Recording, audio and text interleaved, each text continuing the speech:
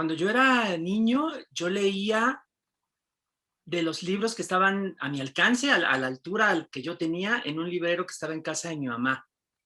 Lo cual quiere decir que leía pues una cantidad como muy bastante grande y sobre todo bastante diversa de libros que estaban ahí. El librero no estaba ordenado. Entonces había, por ejemplo, algunos cuentos de los que se podrían haber considerado más apropiados, entre comillas, para niños, pero también de pronto había alguna que otra obra para adultos que la leí igual. Había lo mismo, un libro de cuentos de Edgar Allan Poe, había una novela de Hermann Hesse, había varios libros de una colección de historia ilustrados que estaban muy bonitos. Había un libro de cuentos populares o cuentos de hadas de la antigüedad que a mí me fascinaba, que todavía lo tengo. Había un poco de todo. Me gustaron mucho desde el principio, digamos, como estas obras de imaginación fantástica, donde pasaban cosas extrañas, misteriosas, eh, pero había un poco de todo. Yo empecé a escribir porque me gustaban mucho las historias, porque me gustan todavía, porque me parecía como una forma muy agradable de pasar el tiempo, el estar leyendo, estar disfrutando historias y también de pronto empezar a imaginarlas, estar como en la ensoñación, en el soñar despierto. Eh, Muy pronto me enteré de que existían escritores, es decir, personas que se dedicaban a hacer eso explícitamente. Lo encontré en alguno de los libros que estaban en casa de mi mamá. Era un poco una autobiografía de un autor del siglo XX y él mencionaba eso, su propio descubrimiento de que había gente que hacía eh, los textos que no salían de una fábrica o algo por el estilo. Y yo así lo descubrí también. Y no lo pensé durante mucho tiempo, no lo pensé, digamos, como en plan profesional, pero sí llegado el momento, sí dije, o me dije, que era algo que podía valer mucho la pena, o que me parecía muy, muy interesante. Cuando empecé a escribir, quería ser, creo yo, quería parecerme un poco a los autores de historias fantásticas que estaba leyendo. De los primeros que leí, pues Edgar Allan Poe, Isaac Asimov, Julio Verne, eh, varios así por el estilo. Tiempo después, algunos años después, me encontré a otros dos que fueron todavía más influyentes, que fueron Jorge Luis Borges y Mario Lebrero, un gran autor uruguayo. Y creo que tengo todavía un poco de todas esas lecturas iniciales en lo que hago, sobre todo de estos dos últimos. También de autores como Stanislav Lem, un autor polaco que justamente en 2021 cumple su centenario, de una narradora argentina que se llama Angélica Gorodischer y bueno, más. Muchas veces me preguntan por qué me incliné a escribir ciencia ficción y fantasía. Yo no diría que soy un escritor de ciencia ficción o un escritor de fantasía. Yo creo que es un interés que tengo, un interés que por supuesto me parece perfectamente válido y del que no reniego, pero yo no creo ser un escritor de esto o de aquello. Creo que soy un escritor que utiliza estas formas de imaginar o este tipo de argumentos de personajes, a veces muy cercano a lo que representan para la mayoría de las personas, es decir, a veces apegándome más a las reglas más o menos escritas de un determinado subgénero, a veces no, y a veces yendo totalmente en otra dirección. Pero como decía, no me parece que tenga nada de malo el imaginar a partir de esto y para mí es muy valioso porque me permite, por una parte, escribir historias que a mí me gustaría leer, que creo que es algo muy importante si uno quiere tener por lo menos algo de satisfacción en su propio trabajo creativo. Y por otro lado, creo que usar la imaginación y sobre todo la imaginación fantástica sirve para plantearnos de otra manera, de una manera distinta, también cuestiones importantes de nuestra vida real. No es solamente el entretenerse o el escaparse del mundo lo que nos permite este tipo de historias. Y tampoco habría nada de malo, digamos, en el entretenimiento de por sí. Pero además de eso, siempre hay la posibilidad de plantearnos preguntas acerca de lo que creemos cierto, de lo que creemos real, y también plantearnos alternativas, alternativas respecto de nuestros modos de pensar, de nuestros modos de vivir, que creo que es algo que le hace falta pues a toda sociedad, el poder preguntarse cosas respecto no solo de aquello que es realmente, sino de aquello que podría ser. ¿Cómo vamos a vivir? ¿Cómo vamos a resolver nuestros problemas? ¿Cómo vamos a cambiar aquello que es necesario cambiar? Creo que todo eso está al alcance de la imaginación fantástica. Yo siempre digo que yo aprendí a leer viendo la televisión y tengo que decir que es cierto, lo creo todavía, no viendo cualquier tipo de programa de televisión. Yo vi un programa que se llama todavía cuando lo pasan Plaza Sésamo, que es un programa con cierto contenido educativo, y ahí fue donde aprendí antes de entrar a la escuela primaria. La verdad es que fue un azar, yo no lo estaba buscando, nadie me obligó a ver ese programa. Yo era de esa generación que estaba muy metida en la televisión, ¿no? Como ahora están en los dispositivos móviles. Eh, y creo que al menos saqué ese beneficio. Yo he tenido desazón y he tenido decepción por varios de mis libros, no solamente por uno. Justamente libros que son muy primerizos, en los cuales no creo estar eh, cumpliendo con un mínimo de calidad, de lo que yo entiendo ahora con un mínimo de calidad. Alguno es un libro de cuentos, alguno es una novela que de hecho ni siquiera se publicó, la terminé y desapareció, es decir, se quedó guardada en una computadora, se descompuso la computadora, adiós.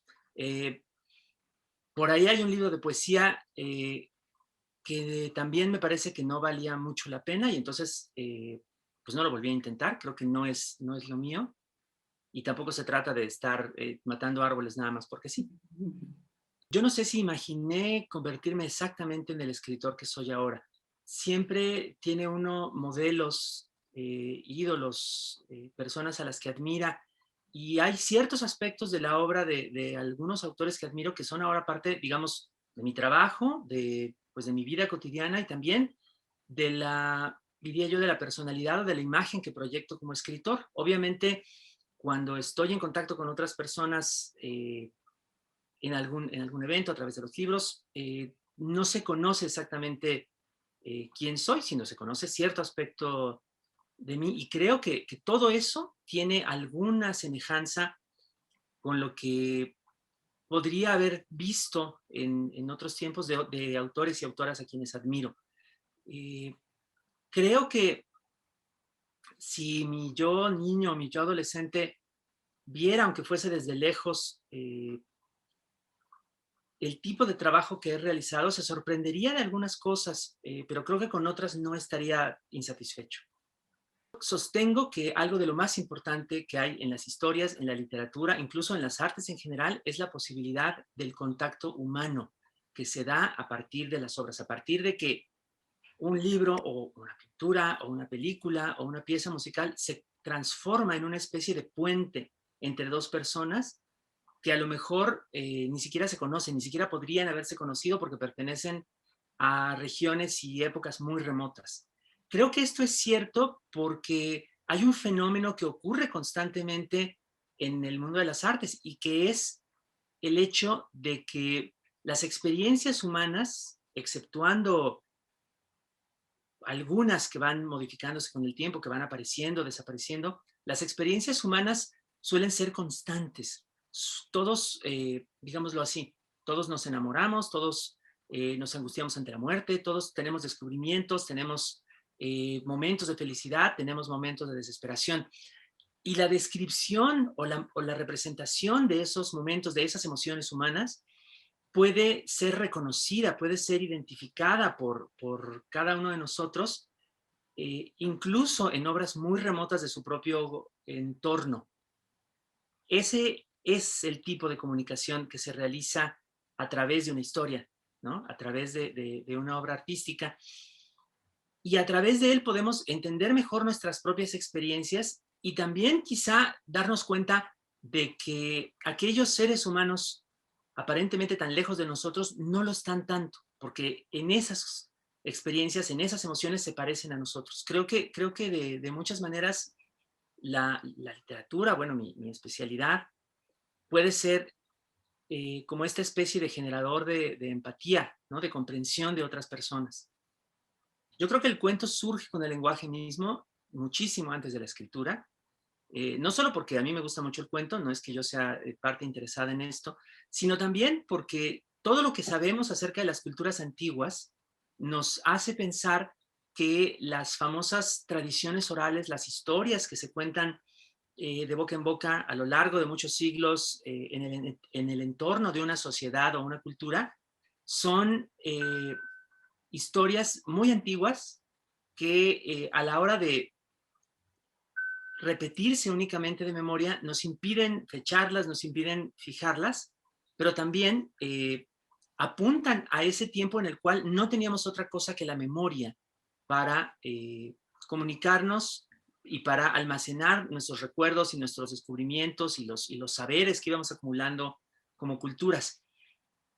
Y esto a mí me hace pensar que las primeras narraciones breves de lo que hoy llamaríamos cuentos, ¿no? O de cualquier otra manera, perfectamente pueden ser muestras de cómo se contaban historias muy al comienzo, muy en el principio de las culturas humanas, simplemente porque las características esenciales del cuento son también las características de aquellas historias orales. Son breves, para que sea más fácil aprenderlas, memorizarlas, ¿no? Son contundentes, precisas, dirigidas a un solo asunto o anécdota por la misma razón, y también para poder ser escuchadas más fácilmente, para poder seguirlas más fácilmente cuando uno está escuchándolas en una comunidad. Y también tienen pocos personajes por la misma razón, porque es más fácil seguir una anécdota de un número pequeño de personajes que un reparto de miles y con extras. Yo creo que la narración breve, el cuento, se presta mucho para esa reproducción oral y por eso me parece que incluso antes de que se le llame cuento, incluso antes de que inventemos el término literatura, pues, se puede sospechar que ese tipo de historias ya las estábamos contando desde aquellos tiempos remotos. Cuando aparece publicado un nuevo libro mío, siento algo muy parecido, no exactamente igual a la sensación que tuve cuando apareció el primero. Yo creo que el primero es irreemplazable. Yo creo que esa primera emoción no se puede repetir, pero sí creo que la aparición de un libro posterior, la posibilidad de que haya ese nuevo contacto con otras personas y simplemente el orgullo, la satisfacción de haber completado un proyecto siempre es una gran emoción y siempre es un acontecimiento feliz. Con cierta frecuencia me preguntan por lecturas para recomendar a niños y jóvenes. Yo creo que hay un gran mundo de lecturas en esta época. Eh, es una de las ventajas ciertas que existen en este tiempo, entre todas las dificultades que tenemos, que hay una gran cantidad de textos infantiles y juveniles y también una gran cantidad de textos que no están etiquetados de esa manera, pero igual pueden ser disfrutados y pueden ser eh, parte de la vida lectora de personas de muchas edades diferentes. Siempre pienso, por ejemplo, en un libro como El libro de la imaginación de Edmundo Valadez, que es una colección de microrrelatos extraídos de muchos lugares diferentes, donde hay un poco de todo para muchas personas, para muchos gustos diferentes. También otro libro que es una miscelánea, que es el libro de los seres imaginarios de Jorge Luis Borges y Margarita Guerrero, que es un bestiario donde se describen seres extraños y seres, criaturas misteriosas. Y también pienso, por ejemplo, en una novela como Calpa Imperial de Angélica Gorodischer, que es una historia acerca de un mundo aparentemente mítico, ¿no? De estos que tienen vastos imperios en regiones remotas donde la gente tiene nombres muy raros, pero curiosamente donde nada mágico ocurre. Es decir, es como si fuera una región remota, pero del mundo, de la Tierra, donde los seres humanos se comportan de manera absolutamente creíble y los acontecimientos son absolutamente realistas a pesar de esta vestidura extraña. Esos tres libros me parecen a mí que se los podría recomendar casi a cualquier persona, sobre todo a lectores adolescentes. También un libro que siempre recomiendo para niños un poco más pequeños es Cuentos para jugar de Gianni Rodari, un gran autor italiano del siglo pasado, que tiene, además de que cuenta historias muy encantadoras, en este libro en particular tiene un detalle muy interesante, que es que cada una de estas historias tiene un final de opción múltiple. Entonces, quien las escucha puede elegir su propio final de los que se le ofrecen o puede inventarse el propio. Entonces, de esa manera se puede jugar con las historias. Y un libro clásico que también siempre recomiendo para lectores más pequeños es El Hobbit, de J.R.R. Tolkien. También siempre digo que quien haya visto las películas no conoce el libro, porque es una historia encantadora, pues muy, muy, muy bella, ¿no? No es una película de acción. Desde hace tiempo yo estoy dedicado en buena parte de mi trabajo a hacer promoción de lectura, de escritura por medio de redes sociales. Es algo que me ha interesado incluso desde antes de que existieran las redes sociales, es decir, desde que se empezó a popularizar el uso de Internet allá por los años 90, estaba, junto con otras personas, por supuesto, investigando, experimentando con las plataformas disponibles en la época. Creo que, eh, creo que es algo que vale mucho la pena hacer porque con frecuencia acabamos asociando el uso de determinadas herramientas con ciertas tendencias mayoritarias. Es decir, decimos que Instagram solo es para poner selfies o decimos que Facebook es nada más para difundir información tóxica o Twitter nada más para pelearse. Pero yo creo que no es así. Yo creo que la herramienta y otras herramientas, incluso más allá de aquellas que tienen nombre y marca de una corporación, son herramientas que podemos usar para muchas cosas diferentes y entre ellas para usos, para empleos que vayan más allá de lo mayoritariamente acostumbrado y que pueden tener otras funciones entretenidas, interesantes, positivas para un individuo y positivas para una comunidad.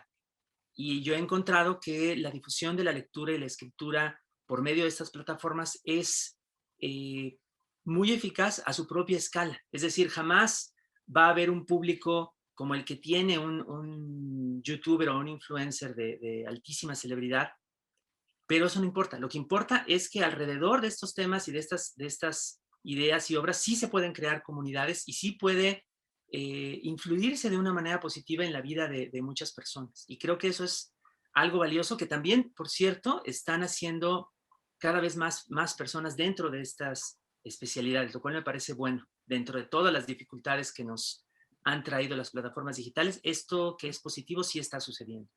También he estado haciendo desde hace algunos años con mi esposa, Raquel Castro, que es también escritora, un canal de YouTube donde nos dedicamos a hacer lecturas, a hacer difusión, a hacer también pequeños tutoriales de escritura.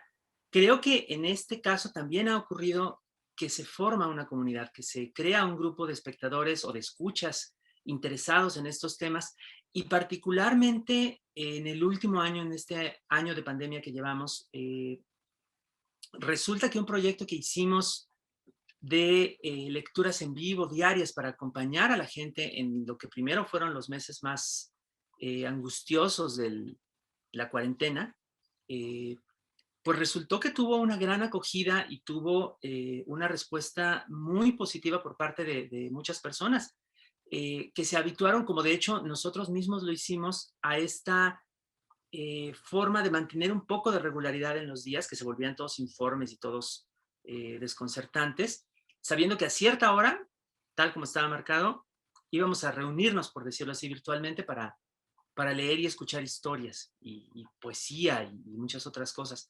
Creo que una labor así, creo que muestra, digamos, también el efecto positivo que puede tener este tipo de actividades en las plataformas de Internet de que disponemos, ¿no? No solamente buscando la atención o buscando la celebridad, sino tratando de ofrecer algo a por lo menos cierto grupo de personas que pudieran estar interesados en ello y que no lo habrían encontrado de otra forma. El fenómeno de los booktubers es un fenómeno muy interesante de nuestra época eh, y estoy a la espera de ver qué sucede en el momento en el que la primera generación de booktubers está pasando, digamos, a la edad adulta, ¿no? Varias, sobre todo de las mujeres que empezaron con esto en México y en otros países, están ya llegando a los 30, pasando incluso a los 30, es decir, están ya alejándose de el primer momento de su actividad cuando eran adolescentes y cuando su público era adolescente, ¿no?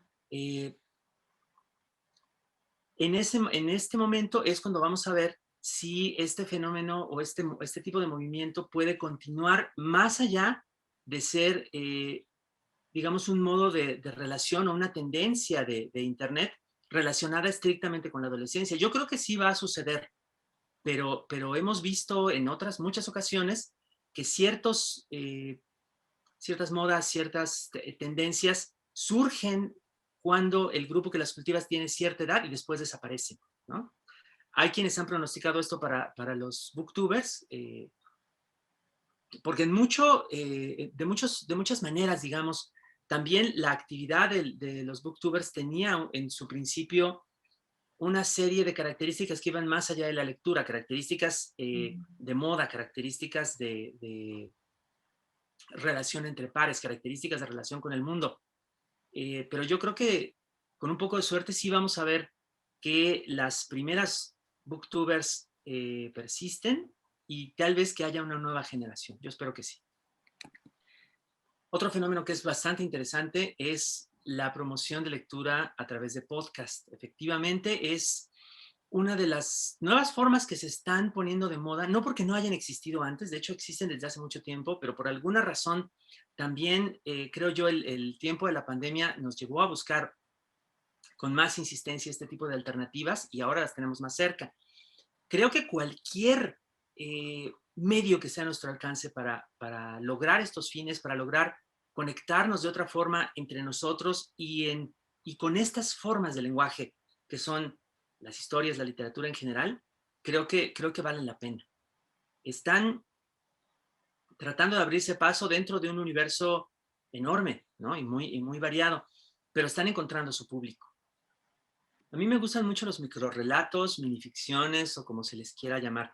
Son uno de los primeros géneros narrativos que reconocí en la infancia, porque me tocó ver desde muy pronto cómo era definido como algo distinto de una novela o de un cuento. Fue, digamos, como el tiempo del primer gran estallido de escritura de minificciones, antes de la popularización de Internet. Eh, y luego me tocó verlo otra vez ya en Internet, ya con las redes sociales.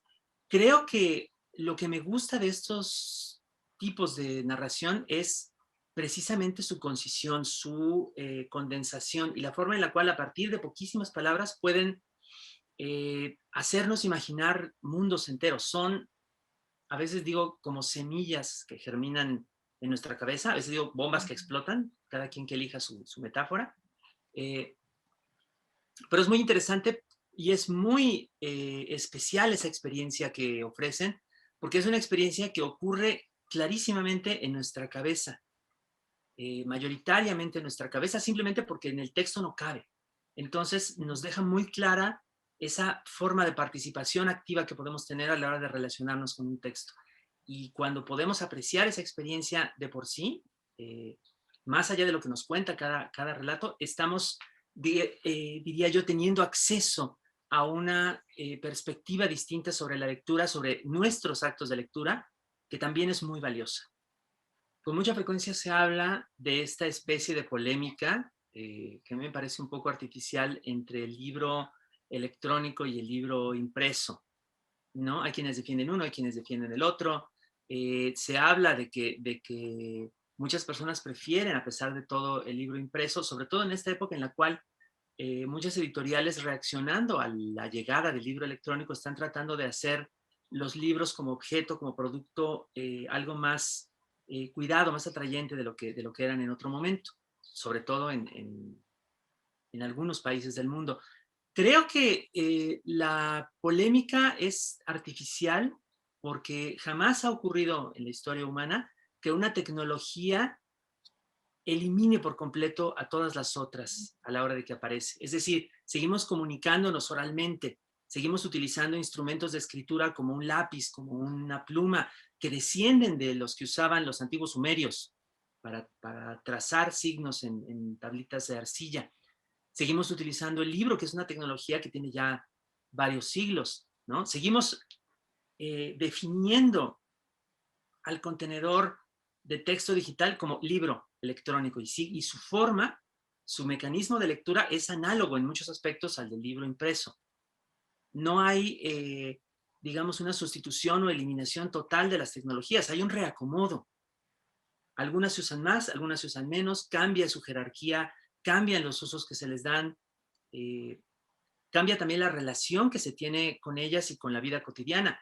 Otro tipo de plataforma que ya existía pero que se ha puesto más de moda es el audiolibro, que tiende a utilizarse igual que el podcast en determinados momentos del día como fondo o como acompañamiento para determinadas actividades, ¿no? Que quizá en otra época se hubieran acompañado de otra forma. Eh, por eso creo que el discutir los méritos de uno y otro no tiene que verse como una pelea, ¿no? Sino más bien podemos examinar las diferentes formas en que nos relacionamos con ellos y en las que cambia esa relación. También algo que se dice con frecuencia es que los lectores digitales le quitan público a los lectores del libro impreso. Yo creo que eso no es cierto. Yo creo, para empezar, que existen diferentes públicos lectores. Habrá quienes les guste la lectura en papel, habrá quienes les guste la lectura digital, habrá quienes puedan alternar entre una y otra. Y habrá también, pues hay que decirlo, eh, personas que se adapten, digamos, a los cambios de la tecnología, no cambiando de plataforma, no pasando del libro electrónico, del libro impreso, perdón, al libro electrónico, sino simplemente no leyendo. Ese es un fenómeno de nuestra época. Mucho de la comunicación y de la creación, digamos, cotidiana que vemos en redes no tiene que ver con los textos escritos más o menos rigurosos, más o menos a veces muy complejos incluso, que podríamos haber encontrado en otra época, sino que tiene que ver con videos, tiene que ver con memes. Ujú. Es un rasgo de nuestra época, para bien o para mal, según lo queramos ver. Pero lo cierto es que ese otro público también es un público que parcialmente se puede superponer con el público del texto libresco, impreso o no impreso, no importa, y también puede estar completamente separado y completamente aislado de las historias, de las experiencias de las cuales estamos hablando. No, me gustaría a mí que ese público tuviera más contacto con la literatura, sí, por supuesto, pero no se trata nada más de querer cambiarles lo que ya tienen o las formas de comunicación que ya tienen y ponerles un libro delante, ¿no? No es así como funciona. El acercamiento o el contacto también entre estos diferentes sectores interesados en diferentes tipos de información tiene que darse de alguna otra manera. En este momento estoy trabajando en varias propuestas de las que no te puedo decir nada porque todavía no sé si van a cuajar o no, entonces, y además no lo puedo decir. Pero lo que sí puedo decir es que está a punto de aparecer un libro de minificciones que se llama La saga del viajero del tiempo, que es como una colección de muchos textos que hice originalmente en la red Twitter y varios otros que escribí especialmente para esta nueva edición y que va a aparecer en una colección de libros juveniles de la UNAM que se llama Hilo de Aracne. Una Mm. colección muy bonita, muy primorosamente hecha con ilustraciones. Ya he visto el libro, entonces yo espero que salga pronto. Me parece que va a quedar muy bello como objeto, por lo menos. Y también muy próximamente, en colaboración con Raquel, mi esposa, va a aparecer otro libro. Esta es una novela para niños que se llama El Club de las Niñas Fantasma. Y este lo va a publicar Alfaguara y tiene unas ilustraciones preciosas también. Estos son los dos que están más cerca. Te digo, vienen también algunos proyectos más para adultos, pero esos tendrán que quedarse como en la sombra por el momento. Para finalizar, dado que yo nací en Toluca y soy, por supuesto, mexiquense, les puedo contar que mi lugar favorito del Estado de México es Ixtapan de la Sal, a donde yo iba mucho de pequeño con la familia al balneario y a dar la vuelta al pueblo cercano de Tonatico, que es un lugar muy bello. Y mi comida favorita del Estado de México es el famoso obispo, que íbamos a comer a Tenango y que todavía recuerdo con mucho gusto envuelto en sus hojitas de palma para hacer unos tacos. ¡Ay, qué rico!